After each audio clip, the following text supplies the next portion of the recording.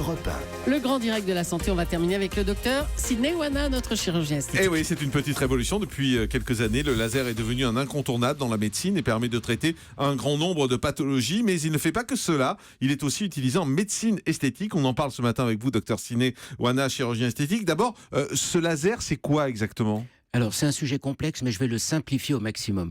Merci de vous mettre à mon niveau. Non, c'est pas... Le laser, c'est l'utilisation de la lumière. Les Égyptiens avaient déjà utilisé la lumière pour traiter les vitiligo, les problèmes de peau. Mais ce n'est qu'en 1917 que le concept de photon, c'est pour ça qu'on parle de photolaser, le concept de photon est mis en place par Albert Einstein.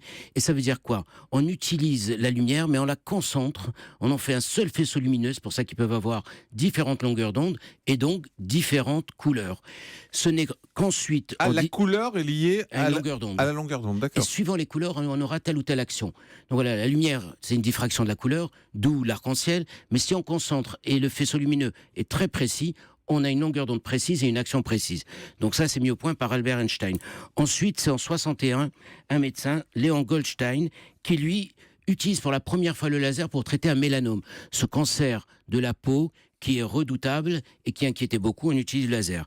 Et ensuite, différents types de lasers apparaissent jusqu'en l'an 2000 où apparaissent les diodes, dont je parlerai dans un petit moment.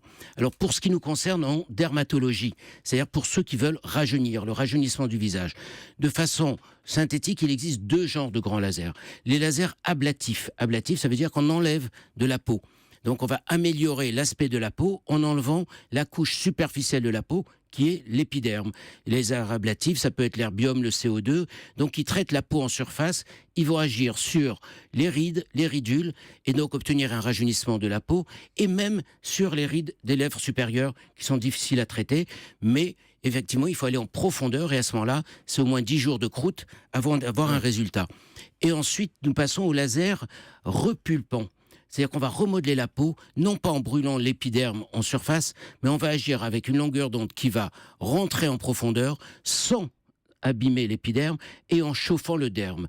En chauffant le derme avec l'effet laser, on obtient une rétraction des fibres, collagène et élastique, ce qui donne un effet rajeunissant à la peau. Ah, c'est-à-dire que la peau tient mieux, en fait, pour simplifier. Elle se retend, c'est un effet tenseur. Ah, c'est génial, ça. Et en même temps, ça nourrit les fibres collagènes parce que ça stimule leur croissance. Et à ce moment-là, on a un effet repulpant. Mais ça, il faut le faire régulièrement, je suppose. Oui, parce que l'effet de vieillissement continue à agir. D'abord, il faut plusieurs séances avant que ça puisse agir. C'est-à-dire au moins 3 à 4 séances à un mois d'intervalle. D'accord. Les séances coûtent entre 100 et 150 €, parce que je sens que vous allez me demander les prix à la vous fin. avez raison. Donc, mais c'est visible, l'effet est visible après 2-3 séances. Après une séance, après 2 séances, et 3-4 séances, c'est l'effet optimum.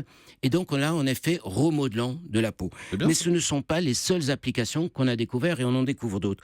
Les lasers d'épilation, ce qu'on appelle l'épilation progressivement définitive, ne sont pas les lampes flash qui peuvent être utilisées dans un salon d'esthétique, ce sont des lasers. Et bien là, avec ces lasers, et notamment avec les derniers, les lampes diodes, on a moins de douleur, ça se passe plus vite, on peut agir sur des couleurs même de poils, de peau claire, des poils blonds. Parce qu'avant, c'était uniquement sur des poils bruns. Absolument, qui conduisent le faisceau lumineux.